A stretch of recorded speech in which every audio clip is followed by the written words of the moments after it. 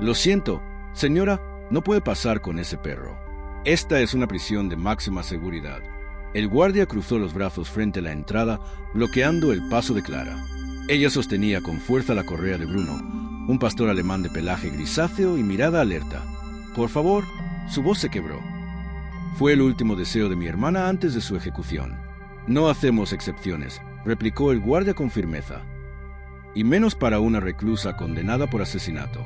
Los otros visitantes se detenían a observar la escena. Murmuraban entre sí, algunos con curiosidad, otros con juicio. Nadie imaginaba que aquel perro traía consigo algo más que afecto. Portaba la prueba que podía desmontar uno de los errores judiciales más escandalosos en la historia reciente del Estado. Antes de adentrarnos en este relato de lealtad, secretos y justicia, cuéntanos en los comentarios desde donde nos estás viendo. Lo que estás a punto de leer es la historia de cómo el vínculo entre una mujer y su perro sacó a la luz una verdad enterrada. Las paredes grises y frías del centro penitenciario de Westlack habían presenciado cientos de madrugadas oscuras, pero ninguna como esta. El reloj digital de la celda marcaba las 5:30 de la madrugada. En poco más de 3 horas, Lucía del Mar enfrentaría su ejecución. Sentada al borde de su litera, con las manos temblorosas, Lucía apenas parpadeaba. El eco de unos pasos metálicos la hizo alzar la vista. El alcaide Raymond Ellis, con casi 3 décadas de experiencia en el sistema penitenciario, se detuvo frente a su celda. Su expresión, habitualmente imperturbable, hoy mostraba una leve tensión. Lucía dijo en tono grave: «Hay algo que necesites antes de...». Ella se incorporó, apoyándose en los barrotes con fuerza. «Sí», murmuró. «Sé que es una locura, pero necesito ver a Bruno una vez más». «¿Bruno? Mi perro. Mi hermana Clara lo cuida desde que me encerraron. Sé que está prohibido, pero es lo único que me queda. Él nunca dudó de mí». El alcaide desvió la mirada. Era una petición que no figuraba en ningún protocolo. Animales no estaban permitidos, mucho menos en el bloque de máxima seguridad, y menos aún el día de una ejecución. «Lucía, entiendes que no puedo autorizar eso. Por favor», insistió ella con la voz rota. «Lo encontré de cachorro, herido en una cuneta. Lo crié. Nos salvamos mutuamente. Él me visita todas las semanas. Me mira a los ojos y sabe que yo no maté a Samuel. Lo sabe». Ella se quedó en silencio, observando los ojos húmedos de Lucía. Había visto culpables arrepentidos, fríos, manipuladores. Pero había algo en aquella mujer que se resistía a encajar en ninguna de esas categorías. «Haré lo posible», dijo al fin, antes de alejarse con paso lento. Lucía no pudo contener las lágrimas. No pidió un abogado, ni clemencia. Solo quería despedirse del único ser que nunca dejó de creer en su inocencia. El alcaide no lo sabía aún, pero esa súplica, aparentemente sentimental, podría desencadenar una serie de eventos que pondrían en jaque a todo el sistema judicial. 4 años atrás, la vida de Lucía del Mar era la imagen de la estabilidad. Abogada de derechos civiles, dirigía su propio despacho en pleno centro de Dallas. Su esposo, Tomás Ríos, era un empresario de la construcción con proyectos en todo el estado y una mansión de 2 hectáreas en una exclusiva urbanización. Pero la armonía era solo fachada. Lucía conoció a Tomás en 2012 durante una gala benéfica. Él era atractivo, carismático y adinerado. Se casaron en 2013 en una ceremonia cubierta por revistas de sociedad. Durante el primer año, Tomás fue encantador. Regalos, viajes, apoyo a su carrera, todo parecía ideal. Pero a mediados de 2014 comenzó el declive. Tomás bebía más y sus comentarios se tornaron crueles. Empezó a burlarse del trabajo de Lucía, tildándolo de pérdida de tiempo y activismo inútil. La violencia llegó poco después. El primer golpe ocurrió tras una acalorada discusión sobre un caso de defensa a una madre migrante. Él, fuera de sí, le gritó: «¿Te importan más esos ilegales que tu propio esposo?», y la abofeteó. Lucía se quedó paralizada. Tomás se arrodilló de inmediato, llorando, suplicando perdón. Prometió que no se repetiría. Pero se repitió, una y otra vez. El maltrato se intensificó durante los 2 años siguientes. Tomás comenzó a controlar cada aspecto de la vida de Lucía. Sus cuentas bancarias, sus llamadas, incluso sus amistades. La fue aislando poco a poco, y ella, atrapada por el miedo y la vergüenza, guardaba silencio. Nadie sabía lo que ocurría detrás de las puertas cerradas de su lujosa casa. El 15 de septiembre de 2017, Tomás fue hallado sin vida en su despacho. Tenía 3 disparos en el pecho. Lucía descubrió el cuerpo al regresar de una reunión con un cliente y llamó de inmediato a emergencias. Sin embargo, cuando llegaron los agentes, comenzaron a sospechar de ella. Las pruebas parecían incontestables. El arma homicida tenía sus huellas. En sus manos se detectaron rastros de pólvora. Varios vecinos declararon haber escuchado discusiones frecuentes entre la pareja. La defensa intentó argumentar que se trató de un acto de legítima defensa, pero la fiscalía construyó un retrato despiadado de Lucía, una mujer fría que había premeditado el asesinato de su esposo. El jurado apenas necesitó 4 horas de deliberación para declararla culpable de homicidio en primer grado. El juez no dudó en imponer la pena de muerte. Ahora, 18 meses después, Lucía esperaba su ejecución desde la celda número 7 del bloque B. A pesar de todo, seguía proclamando su inocencia. Nadie le creía. Nadie, excepto un perro llamado Bruno. Fue en una gélida mañana de febrero de 2016 cuando Lucía lo vio por primera vez. Regresaba a casa tras una larga jornada en los tribunales cuando, al borde de la autopista 6, notó un bulto extraño. Pensó que era basura, pero al reducir la velocidad vio algo moverse. Era un perro, maltrecho y ensangrentado, apenas consciente. Se detuvo bruscamente, bajó del coche y se acercó con cautela. Era un joven pastor alemán. Tenía una pata trasera fracturada y se le marcaban las costillas bajo el pelaje sucio y enredado. Había sido abandonado para morir. «Tranquilo, chico», le susurró mientras le envolvía con su abrigo. «Ya pasó. Te tengo». Lo llevó con urgencia a la clínica del doctor Emiliano Reyes, un veterinario veterano de trato afable. El doctor operó durante más de 3 horas para salvar al animal. «Tuvo suerte de que lo encontraras», le dijo al terminar. «1 hora más y no lo habríamos logrado». «¿Sabes a quién pertenece?». Lucía negó con la cabeza. El perro no tenía collar ni microchip. Nadie lo buscaba. Nadie preguntó por él. Mirándolo dormir, Lucía supo que no podía dejarlo allí. «Me lo llevo a casa», dijo. «Necesita a alguien que no lo abandone otra vez». Lo llamó Bruno. Desde entonces, se volvieron inseparables. El perro se recuperó con el tiempo y desarrolló un vínculo profundo con Lucía. La seguía por toda la casa, siempre atento. Bruno parecía percibir cuando Tomás estaba alterado. En medio de las discusiones, se interponía entre ambos, gruñendo con suavidad. Tomás lo detestaba. «Ese maldito animal es una plaga», bramaba. «Debería deshacerme de él». Pero Lucía nunca cedió. Bruno era su único apoyo.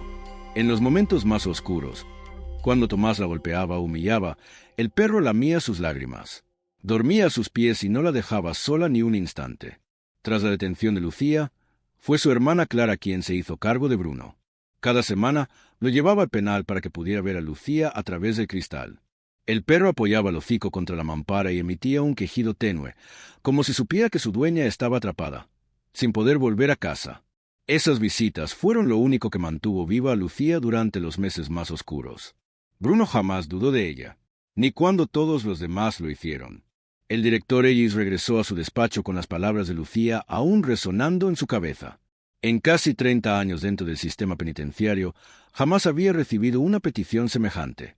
Los reglamentos eran categóricos. Ningún animal no autorizado podía ingresar a las instalaciones de máxima seguridad, especialmente en días de ejecución. Se sentó y abrió el voluminoso manual de normas.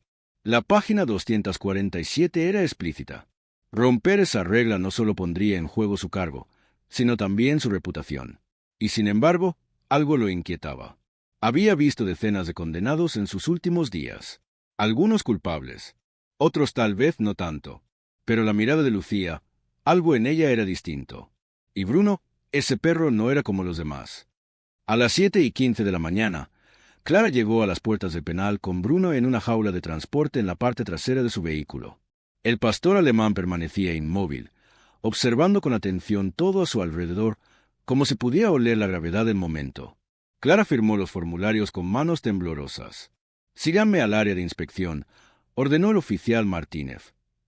«El animal debe ser examinado por completo antes de que se permita la entrada». Bruno fue trasladado a una sala esterilizada, donde lo esperaba la doctora Leticia Ale, veterinaria forense con más de 20 años de experiencia en operativos policiales. «¿Nombre del animal?», preguntó mientras abría la jaula con calma profesional. «Bruno, es muy tranquilo. Lucía lo salvó hace 2 años». La doctora empezó a revisarlo con habilidad meticulosa. Pasó las manos por su cuerpo, revisó sus patas, su hocico, sus orejas. Bruno permanecía quieto, como si entendiera que ese momento era crucial. Por ahora, no hay nada fuera de lo común, dijo Ale. Pero entonces, su mano se detuvo.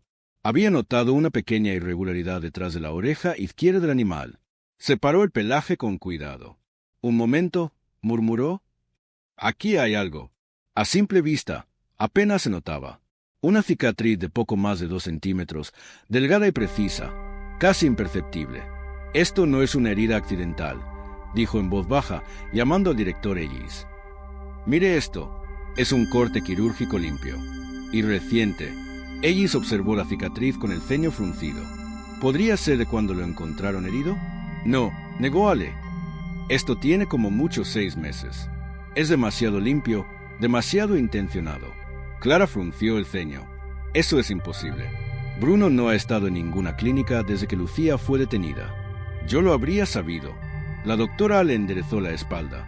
Señor, por protocolo, una incisión quirúrgica sin justificación requiere una radiografía inmediata. Es posible que haya algo dentro. El corazón de Ellis comenzó a latir más fuerte. ¿Cuánto tiempo necesita? Unos 15 minutos. El director miró su reloj.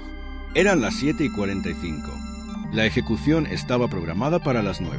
Había prometido una visita corta, pero ahora todo estaba cambiando. Hágalo, ordenó finalmente. Y cierre esta sala. Nadie entra ni sale hasta que sepamos qué está pasando. Un equipo de seguridad fue llamado de inmediato. Mientras los técnicos preparaban el equipo de radiología portátil, ella sintió que todo lo que había creído inamovible comenzaba a tambalearse. A veces, la verdad no entra por la puerta principal. A veces, llega caminando sobre 4 patas. Una máquina de rayos X portátil fue trasladada de inmediato a la sala de inspección de seguridad. Bruno permanecía inmóvil sobre la mesa metálica mientras el técnico alineaba con precisión el aparato sobre su cuello. Un zumbido leve acompañó la captura de la imagen. Cuando la radiografía apareció en la pantalla del monitor, el silencio fue absoluto. ¿Qué demonios es eso?, murmuró el director Ellis. La imagen mostraba, de forma nítida, un objeto rectangular insertado justo debajo de la piel, detrás de la oreja izquierda del pastor alemán. No se trataba de un chip de identificación convencional. Era más grande, más sofisticado. Nunca he visto nada similar, dijo el doctor Reyes mientras analizaba la imagen. Es claramente artificial, pero no puedo precisar su función desde aquí. Ellis reaccionó de inmediato. Evacuación parcial del ala sur. Código amarillo. Quiero al equipo de detección de artefactos aquí en 10 minutos. Minutos después, el sargento especialista Álvaro Rivas, jefe del escuadrón antibombas, ingresó con su equipo. Utilizó un escáner de metales sobre el cuello de Bruno y confirmó la ubicación exacta del dispositivo. No parece explosivo, informó tras concluir las pruebas. Pero sin duda es electrónico. Lo más probable es que se trate de algún tipo de unidad de almacenamiento. La doctora Ale, ya lista con anestesia bisturí, habló con firmeza. Puedo extraerlo con un procedimiento menor. Solo necesito autorización. Ellis revisó su reloj. Eran las 8:10 de la mañana. La ejecución de Lucía estaba prevista para las 9. Cada segundo contaba. En un rincón, Clara temblaba, al borde del colapso. No lo entiendo, sollozaba. ¿Quién habría hecho algo así? ¿Y por qué esconderlo dentro de Bruno? Proceda con la intervención, ordenó Ellis. Tenemos que saber qué es eso. La cirugía fue rápida y precisa. La doctora extrajo un pequeño dispositivo sellado en una cápsula plástica estéril. Era del tamaño de una memoria USB, recubierta con material quirúrgico diseñado para evitar infecciones y pasar inadvertido. Esto no es improvisado, murmuró Rivas, examinando el objeto. Es una tarjeta microSD modificada. Alguien invirtió tiempo y conocimientos para esconderla donde nadie buscaría. El corazón de Ellis latía con fuerza. En todos sus años al frente de la prisión, nunca había vivido algo así. ¿Podemos ver su contenido? Sí, si conseguimos un lector adecuado, respondió Rivas. Debería funcionar. Un técnico forense, el analista Michael Torres, fue llamado de urgencia. A las 8:25 de la mañana, conectó el dispositivo al ordenador portátil y esperó mientras se cargaban los archivos. Tenemos 43 grabaciones de audio, anunció. todas fechadas entre abril y septiembre de 2017. Algunas duran unos segundos, otras varios minutos. Ellis se inclinó sobre su hombro. Reproduce la primera. Torres hizo clic en el archivo con fecha del 15 de abril de 2017. Un leve chasquido de interferencia dio paso a voces humanas. La primera era claramente la de Tomás Ríos, el esposo que se creía muerto. ¿Estás seguro de que esto funcionará, Khan? La segunda voz, más grave y autoritaria, respondió. Tomás, llevo más de 15 años en la fiscalía. Créeme, cuando todo esté hecho, todos pensarán que estás muerto y que Lucía te mató. Un escalofrío recorrió el cuerpo de Ellis. Esa voz pertenecía a Marcos Canter, el fiscal principal del caso, el mismo que había llevado a Lucía al corredor de la muerte. ¿Y el cuerpo?, preguntó Tomás con evidente ansiedad. Ya está todo solucionado. Conseguimos a un vagabundo de tu altura y complexión. Gual se encargará de la autopsia y adaptará los registros dentales. Nadie se atreverá a dudarlo. La grabación continuó unos segundos más, hablando sobre cuentas bancarias, transferencias y su plan de fuga. Cuando el archivo terminó, el ambiente en la sala era irrespirable. «Pon otra», ordenó Ellis, la voz tensa, colérica. Torres seleccionó un archivo con fecha de mayo de 2017. Esta vez se oían 3 personas, Tomás, Canter y una mujer. «Detective Miranda, ¿estás completamente segura de que los informes no levantarán sospechas?» Lucía no sabía nada, pero ahora la verdad estaba grabada, oculta, enterrada en el único ser que siempre creyó en ella. Y ese ser acababa de salvar su vida. ¿Te sientes cómoda manipulando las pruebas?, preguntó Khan con voz baja pero firme. «Por $2 millones me siento cómoda con lo que sea que necesites», respondió una mujer con tono impasible. «Me aseguraré de que las huellas de Lucía estén en el arma. También de que tenga residuos de pólvora en las manos». Ellis se congeló. Reconocía esa voz sin necesidad de confirmación. Era la de la detective Linda Morales, la agente encargada de arrestar a Lucía del Mar, aquella en quien él había confiado para asegurar un proceso limpio. Se suponía que debía buscar la verdad, no fabricar una farsa. A medida que las grabaciones se sucedían una tras otra, la imagen se volvía clara y escalofriante. Lucía no había matado a su marido. Él seguía con vida.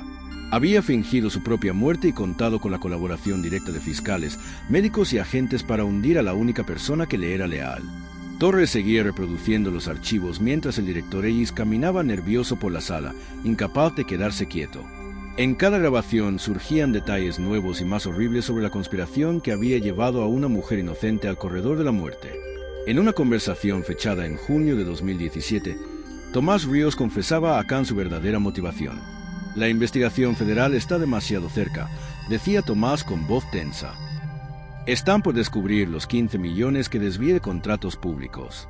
Si no desaparezco ahora, paso el resto de mi vida en prisión». «Entonces finges tu muerte», respondía Khan, sereno. «Lucía carga con la culpa, y tú comienzas desde cero en México con una nueva identidad. Ya he transferido el dinero a cuentas en las Islas Caimán», agregó Tomás.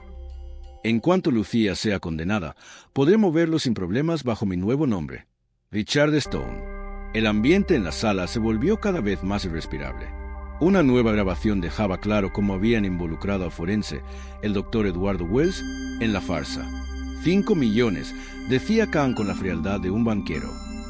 «Solo tienes que firmar un informe de autopsia que certifique que el cuerpo encontrado es Tomás Ríos. Ajusta los registros dentales y nadie lo pondrá en duda». Wells dudaba. «¿Y si alguien revisa mis conclusiones?». «No lo harán», respondió Khan sin vacilar.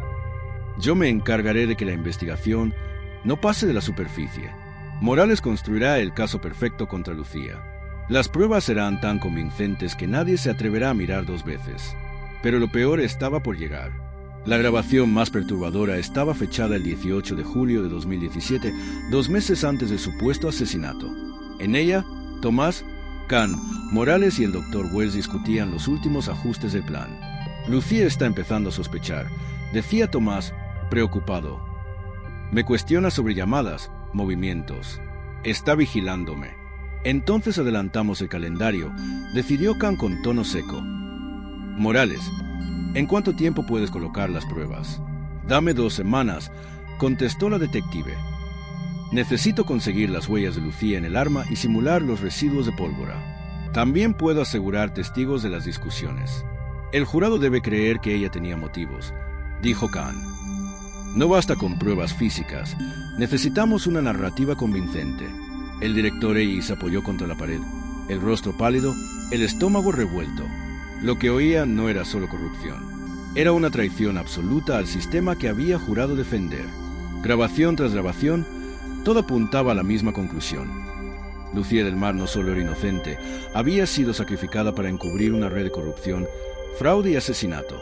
La grabación más reveladora, la piedra angular del caso, estaba fechada el 10 de agosto de 2017, 5 semanas antes de que Tomás fingiera su muerte. En ella, él describía con frialdad el corazón de su plan. Encontré al candidato perfecto, decía Tomás con tono satisfecho. Se llama Jeremías Walton. Vagabundo, sin parientes, nadie que lo busque. Tiene mi estatura, mi complexión. Perfecto. ¿Y cómo vas a asegurarte de que nadie lo identifique? Preguntó Khan. Le dispararé 3 veces en el pecho, como planeamos. Luego quemaremos su rostro y sus manos con ácido. Será irreconocible. Buell se encargará del resto en la sala de autopsia. Ellie sintió un impulso de vomitar. No podía creer lo que estaba escuchando. Estaban hablando de asesinar a un desconocido, un hombre sin hogar, para convertirlo en un cadáver con nombre falso. Un ser humano descartado como si fuera un accesorio. Y lo habían hecho, con precisión quirúrgica, con el respaldo de todo un sistema. Torres, dijo Ellis con voz quebrada pero firme, detén todo, reúne el equipo legal. Esta ejecución no solo se cancela. Vamos a derribar este castillo de mentiras, piedra por piedra. Mientras las últimas grabaciones se almacenaban como evidencia, Bruno, tranquilo al pie de la sala, parecía observar en silencio. Había llevado consigo no solo la verdad, sino la única oportunidad de redención que Lucía del Mar tenía. Alguien que quiera ayudarme. Sabrán dónde buscar la verdad. Crawford pausó la grabación. Durante unos segundos, nadie dijo una palabra. La revelación era tan extraordinaria que les costaba asimilarla. Sarah, incluso sabiendo que la estaban acorralando, no se había rendido. Había preparado un plan de respaldo. Y había confiado en su perro, Max, como su último guardián. ¿Dónde está Max ahora?, preguntó Crawford, ya con la voz llena de urgencia. En un refugio del condado, respondió Torres, revisando unos documentos rápidamente. Fue entregado después del arresto de Sarah. Nadie lo reclamó. Crawford sacó el móvil. Díganle al fiscal general que se prepare. Vamos al refugio. Si la tarjeta está donde ella dijo, vamos a detener esta ejecución. Mientras tanto, en la cámara de espera del corredor de la muerte, Sarah estaba sentada sola, vestida con el overol gris de los condenados. Tenía las manos entrelazadas sobre las rodillas y la mirada perdida. No lloraba, no temblaba, parecía resignada, pero en su interior una pequeña chispa de esperanza seguía viva, porque sabía lo que había hecho, sabía lo que había escondido, sabía que Max seguía ahí fuera. En el refugio, el equipo de Torres y Crawford localizó a Max en cuestión de minutos. El perro, envejecido pero en buen estado, los miraba con los ojos grandes y brillantes. Un veterinario del estado fue llamado de inmediato. Cuando extrajeron el pequeño chip ese del implante quirúrgico en su cuello, Crawford lo sostuvo como si fuera oro puro. Aquí está la verdad, dijo. Esa misma tarde, mientras la cuenta regresiva para la ejecución avanzaba, Crawford y Torres presentaban las grabaciones al juez federal de urgencia. La evidencia era tan clara, tan aplastante, que la suspensión fue inmediata. A las 8:58 de la mañana, 2 minutos antes de que comenzara el protocolo letal, una llamada detuvo todo. Sarah fue sacada de la celda. No entendía qué estaba pasando, hasta que vio a Crawford. No dijo nada, solo la miró a los ojos y asintió con respeto. «Lo lograste», dijo él. Sarah no respondió de inmediato. Cerró los ojos, tragó saliva y luego susurró. «Bugs, ¿está bien?» «Está esperando en el coche». Ella sonrió por primera vez en años. En los días siguientes, las grabaciones fueron difundidas a la prensa. Se iniciaron investigaciones a gran escala, y los nombres de David Michie, Linda Morrison, Robert Kane y Edward Walsh se convirtieron en sinónimos de corrupción y traición. Pero para Sarah Michie, lo único que importaba era recuperar su vida. No podría olvidar lo que le hicieron. Pero ahora tenía algo que nunca pensó volver a tener: justicia y libertad, gracias a su instinto, a su valentía, y a Max, rostro de la ley en Houston, un fiscal respetado, casi intocable. Ahora, sudaba bajo la luz directa del interrogatorio, mientras Martínez reproducía fragmentos de las grabaciones en su tablet. ¿Les suena familiar esta voz?, preguntó el agente, dejando sonar la frase. Khan se asegurará de que la investigación se centrara únicamente en construir un caso contra Sarah. Kane no dijo nada al principio. Su mandíbula tembló ligeramente. Luego, intentó esbozar una sonrisa nerviosa. Eso no prueba nada. Podría haber sido editado. Tenemos verificación forense. La voz es suya. Las grabaciones son auténticas. Y lo sabemos porque incluso su compañero, Edward Walls, dejó una confesión escrita antes de suicidarse esta mañana. La sonrisa desapareció. Kane tragó saliva con dificultad. En otra sala, Linda Morrison golpeaba la mesa con las palmas abiertas, al borde de una crisis nerviosa. Yo solo seguía órdenes. Fue idea de David. Yo no planeé nada. Gritaba mientras el agente Rodríguez la observaba en silencio. Tiene la oportunidad de cooperar, dijo con calma. Lo que diga hoy puede cambiar el resto de su vida. Porque si no habla, la señora Mitchell no será la única sentenciada a muerte. Usted morirá en prisión. Y no habrá nadie que la salve. Las pruebas eran tan sólidas, tan bien documentadas por Sarah, que incluso los mejores abogados defensores tendrían dificultades para desmontarlas. A las 11 de la mañana, el FBI ya había emitido una orden internacional de búsqueda y captura contra David Mitchell alias Richard Stone. La Interpol se sumó a la cacería. Mientras tanto, en la enfermería de la prisión, Sarah Mitchell estaba con Max, abrazándolo con fuerza. El perro movía la cola suavemente, sin entender del todo, pero feliz de estar de nuevo con ella. Crawford entró en la sala acompañado del agente Martínez. «Sarah», dijo con voz solemne, «la ejecución ha sido suspendida. Estás a salvo». Sarah lo miró, aún procesando todo. No podía hablar, solo asintió, mientras las lágrimas caían silenciosas por sus mejillas.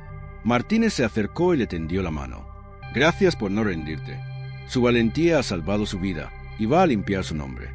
En los días siguientes, los medios de comunicación se llenaron de titulares sobre la mujer que venció a la muerte y el perro que guardaba la verdad. Max se convirtió en símbolo de lealtad y coraje.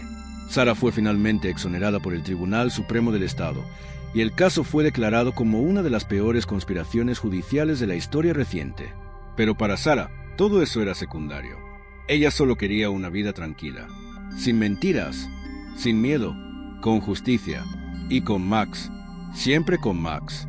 Se acurrucó contra su pecho y gimió suavemente, como si también entendiera que algo inmenso acababa de suceder.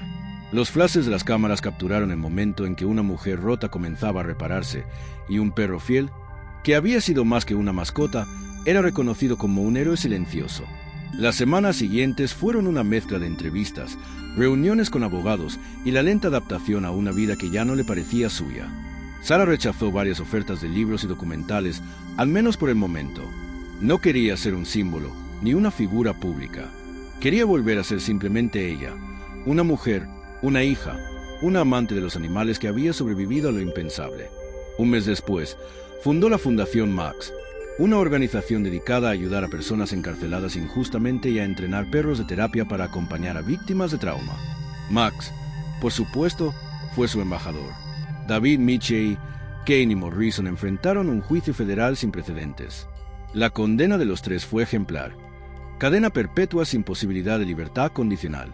La nota de Walls, las grabaciones, los registros bancarios y los testimonios cruzados formaron un caso irrefutable.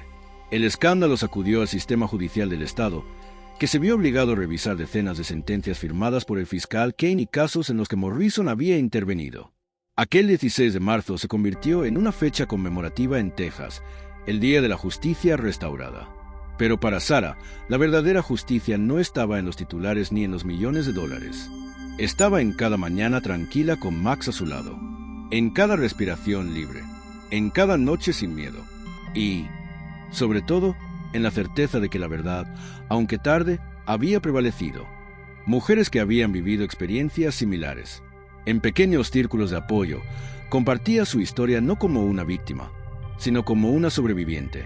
Lo que me hicieron casi me destruye, decía en voz baja, pero lo que aprendí es que no estoy sola, y nunca más permitiré que otra mujer lo esté. Max se convirtió en símbolo y compañero inseparable. Lo llevaba consigo a casi todas partes, reuniones con legisladores, visitas a prisiones y tardes tranquilas en el refugio de la fundación. Los niños lo adoraban, los adultos lo respetaban y los medios lo llamaban el perro que salvó una vida.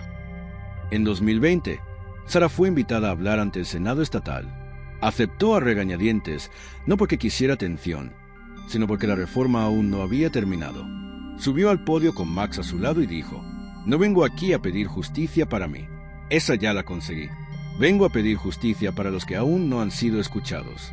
Sus palabras provocaron un aplauso cerrado. Esa noche, una senadora escribió en su diario: «Hoy he presenciado lo que significa la dignidad después del infierno». 5 años después de su liberación, en el aniversario de su excarcelación, Sarah organizó una ceremonia discreta en el jardín de la fundación. Plantó un roble con una pequeña placa que decía: «Por la verdad, por Max, por las segundas oportunidades». Y mientras el sol descendía, proyectando sombras suaves sobre el césped, Sarah se sentó en el banco bajo el árbol, Max recostado a sus pies, y por primera vez en mucho tiempo, sonrió sin peso. Había encontrado justicia, había encontrado paz, y, sobre todo, había vuelto a encontrar su voz. Personas condenadas injustamente comenzaron a visitar a Sarah para buscar apoyo y ánimo. Su caso no solo inspiró reformas, se convirtió en material de estudio obligatorio en facultades de derecho de todo el país. Se enseñaba a los futuros abogados la importancia de una investigación exhaustiva y los peligros reales de la corrupción en el sistema judicial. El 15 de marzo de 2019, exactamente un año después de su liberación del corredor de la muerte, Sarah Michie se presentó ante una multitud de seguidores en la ceremonia de inauguración del Max Foundation Sanctuary. Situado en 20 hectáreas a las afueras de Houston, el santuario no solo acogía animales abandonados, sino que ofrecía servicios jurídicos gratuitos a personas condenadas injustamente. Sarah había invertido la mayor parte de su indemnización para construir ese lugar, un espacio donde la esperanza pudiera brotar de la tragedia. Max, ahora con 5 años y conocido en todo el mundo, estaba sentado tranquilamente junto a ella. Su hocico gris delataba el paso del tiempo, pero sus ojos seguían brillantes, alertas y fieles como siempre. «Hace un año, estaba condenada a muerte por un crimen que no cometí», comenzó Sarah con voz firme. «Me salvó el amor de un perro que nunca dejó de creer en mí». La multitud guardó silencio, conmovida. Entre ellos estaban familias beneficiadas por la fundación, abogados que luchaban por la justicia y amantes de los animales que comprendían lo profundo de ese vínculo invisible entre un ser humano roto y un perro leal. «Max me enseñó que la verdad no siempre se presenta de la forma que esperamos», continuó. «A veces viene con 4 patas y un corazón que se niega a rendirse con las personas que ama». Desde su apertura, el santuario ya había logrado liberar a 12 personas injustamente condenadas. La clínica jurídica ofrecía defensa gratuita a quienes no podían costear representación legal. No era solo un refugio para animales, era un faro de segundas oportunidades. Sarah miró a Max, que a esas alturas era considerado uno de los perros más famosos de Estados Unidos. Miles de cartas habían llegado de todo el mundo, agradeciéndole su valentía y lealtad. «La gente me pregunta si estoy enfadada por lo que pasó», dijo con honestidad. «Pero he aprendido que aferrarse al rencor solo te rompe por dentro. En lugar de eso, he decidido centrarme en asegurarme de que esto no le vuelva a pasar a nadie más». El director Crawford, el Dr. Thompson, Rebecca y varios de los agentes del FBI que ayudaron a resolver el caso también asistieron a la ceremonia. Era más que un acto simbólico, era una celebración de justicia restaurada. Cuando terminó el evento, Sarah y Max pasearon en silencio por los terrenos del santuario. Docenas de perros rescatados jugaban en los patios, muchos de ellos listos para ser adoptados por nuevas familias. El aire olía a tierra húmeda y promesas cumplidas. «¿Sabes qué, Max?», le dijo Sarah, arrodillándose para abrazarlo. «Creo que hicimos algo bueno con nuestra segunda oportunidad». Max movió la cola y le lamió la cara, como tantas veces lo había hecho en los días más oscuros. El sol se ocultaba en el horizonte, mientras ambos caminaban hacia casa. 2 supervivientes, 2 héroes. Y así, su historia, una de amor, lealtad y justicia, quedó grabada en la memoria colectiva, recordando al mundo que a veces los héroes más importantes no llevan capa, sino patas.